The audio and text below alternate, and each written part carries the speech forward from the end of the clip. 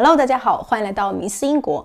过去1年啊，鸡娃文化成为中国内地父母圈的一个流行词。这句育儿黑话呢，是指家长给孩子打鸡血，推着孩子向前冲，而决定这个成败的一个绝对标准，就是是否考进了一所好的学校。在英国呢，这种鸡娃文化比较贴切的一个词儿叫 helicopter parenting， 就是指爸妈呀像直升机一样的时刻在孩子头顶上巡逻旋转，盯着他。Helicopter Homer away。Black Hawk Down! Black Hawk Down! 所以英国跟中国呢，虽然教育体制跟文化环境不同，但还是能在父母的身上找到一些共同的期待与担忧。比方说小学升中学，那也让一些父母们呢操碎了心，尤其是在争夺传说中的 Grammar School 文法学校的入读名额上。所以今天这期呢，咱们就来聊一聊：一、号称英式重点中学的文法学校，为什么让一些望子成龙的父母们心心念念？二、主张择优录取的文法学校为什么会招致大量的批评？三、以文法学校为代表的精英教育和以普通中学为主的大众教育，这两种教育理念为什么在英国社会争论多年？大家到底在争什么？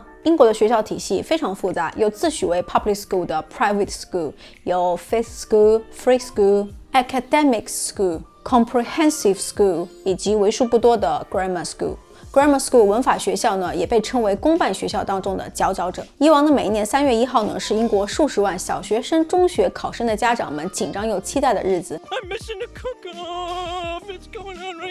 这一天，各地的中学呢都会公布自己的录取名单，也就是传说中的放榜日。小升初考试中，英国大部分的学生呢是可以报6个志愿，有些地方呢是设限3个。不少成绩优秀的学生呢，他的第一志愿都是冲着 Grammar School 文法学校而去的。那文法学校这个传说中的香饽饽到底有什么不寻常之处？ Really, the only word for it is...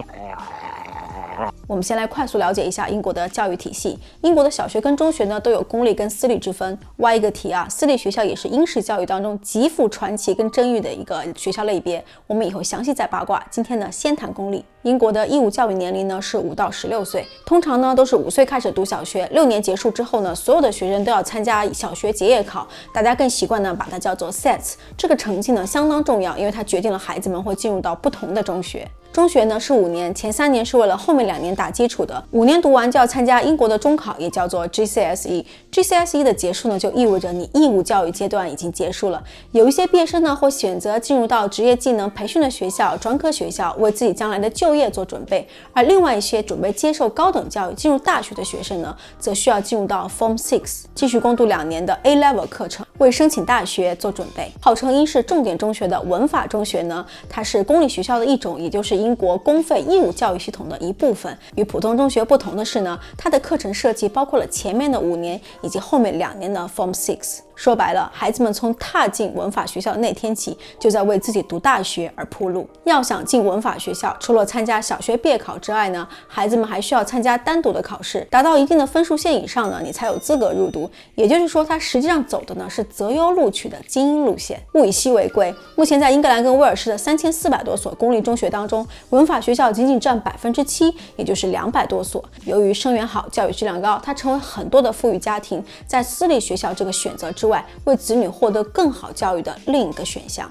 英国历史上目前仅有的2个女首相特蕾莎梅跟玛格丽特撒切尔夫人呢，都出自于文法学校。在创办之后的几百年呢，她都是以教授拉丁语为她的教学目标，这也是她名字的由来。文法学校呀，是当今英国教育的一个改革重头戏。前任首相特蕾莎梅在上台的时候呢，也提出要增开这个文法学校，让更多有天赋的寒门子弟呢，能够有这个机会去得到精英的教育，一跃龙门，改变自己的命运，以教育来增加这个社会流动性。但他这个主张呢，却遭到了反对党工党、工会组织以及一些要求社会平等的人士的强烈反对。为什么这些人会跳出来反对呢？一个更公平的社会，难道不正与他们追求的理念相同吗？那就不得不敞开天窗说亮话，透过文法学校呢，公立、免费、公平竞争的表面，来了解一下它背后的游戏规则。如果一个孩子打算考文法学校，家里至少要提前1-2年为此做准备。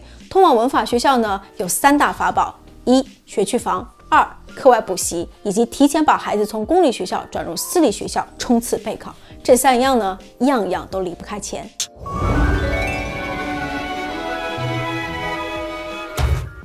money. 由于很多文法学校呢都设立了非常严格的招生范围，所以导致呢这些学校它的学区房的价格也是水涨船高。Lloyds Bank 2013年的数据显示呢，在英国最好的公立学校，他们附近的房价上涨的速度呢几乎是全国其他地区的2倍。这就意味着负担不起的贫困家庭，他们的子女可能连参加文法学校的考试资格都没有。因此，一直都有人批评文法学校呢，它不是择优录取，而是择钱录取。决定一个学生能不能考上最关键的因素呢，似乎不是他的学习能力，而是他父母的经济实力。事实也证明了这一点。2016年的数据显示呢，英国的精英阶层啊，50%他的中学就读都是私立学校，27%呢是毕业于文法学校。而教育慈善机构 Teach First 2017年的分析又发现呢，英格兰最好的公立中学当中，43%的学生都来自于最富有的20%的家庭。这种残酷呢，又进一步的延伸到了大学的申请上。2018年的数据显示呢，牛津大学60%的学生，他们的中学是毕业于私校或者是文法学校。明明用的是公共资源，但是就用考试的方式呢，将大部分的学生，而且极大可能是穷人家的学生拒之门外。所以文法学校这种本质上的不公平之战呢，是它在英国教育体系当中一直没有办法扩张的一大原因。Every child should have the best possible education they can have. We don't need and never should divide children at the age of 11, a life-changing division. 而在英国社会，以文法学校为代表的择优录取和以普通中学为代表的有教无类，这两种教育理念呢，一直在碰撞争辩。文法学校在1960年代呢开始走下坡路，当时的英国社会啊要求教育平等的呼声高涨，所以很多的文法学校一度取消了自己的入学考试，转为普通综合学校。英格兰跟威尔士的文法学校的数量呢，也从鼎盛时期的1300多所变成了今天的200多所。但是在民间，不光是中产家庭，一些普通甚至是贫困的家庭对于文法学校的渴望呢，并没有因此而消减。有教无类这个理想呢，固然十分美好，但如果你不是出自真正的上流富裕家庭，你还是会把这目前仅存的200多所学校视为孩子要努力争取的目标。因为曾经担任英国下议院的院长而出名的 John Burkett。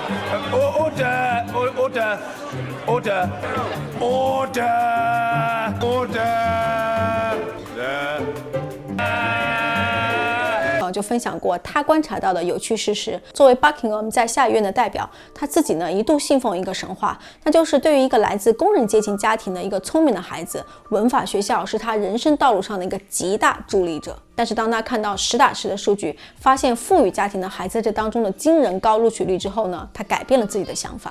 也许一个孩子呢天赋足够，但却因为家境原因呢无缘，甚至连考试的资格都没有。这个看起来要靠你自己的游戏呢，却并不真的都靠你自己。他觉得11岁太小了，孩子对自己的人生哪里有什么样的主动权？这可能会严重损害孩子的自尊心。可能父母也不想这样，但是当他真的深入到自己的选区，想要做点什么的时候，却发现他选区当中的绝大多数选民呢都是亲文法学校的。这些年他就没有收到过几封抗议这种制度的信件，而大多数的父母呢走近他的时候呢，相反，他们都是向他寻求帮助，问他，请问我的孩子怎么样才能考进文法学校？而谈到文法学校呢，千军万马过独木桥的这场厮杀里面，华人的家庭一直都是这当中的排头兵。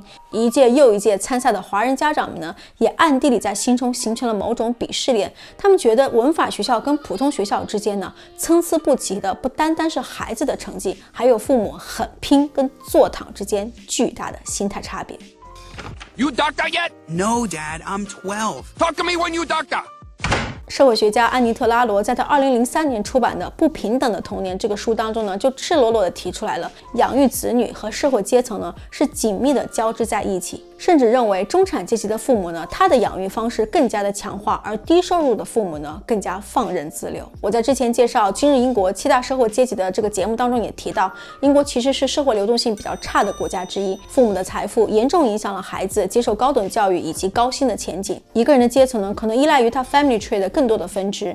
较新的研究也发现呢，如果祖父母来自比较高的社会阶层，那么这个孩子将来从事专业管理工作的可能性要比其他人高出2.5倍。现实如此残酷，如果是你会砸钱费力的送孩子去考文法学校，甚至送进私立学校，还是随他去吧？你觉得择优录取这个路线更好呢，还是有教无类的大众路线更好？欢迎在评论区留言和我分享。而回到我们最开始提到的这个鸡娃文化，或者说 helicopter parenting 这个网络热词，它在英国流行吗？同样是打鸡血，英国的父母或者说欧洲其他国家的父母们打的鸡血有什么不同呢？我们以后好好聊。好了，如果你喜欢今天这期节目，记得点赞、分享、订阅我的频道，支持我做更好的节目，更多有趣有料的英国文化生活话题。迷思英国，我们下期见，拜拜。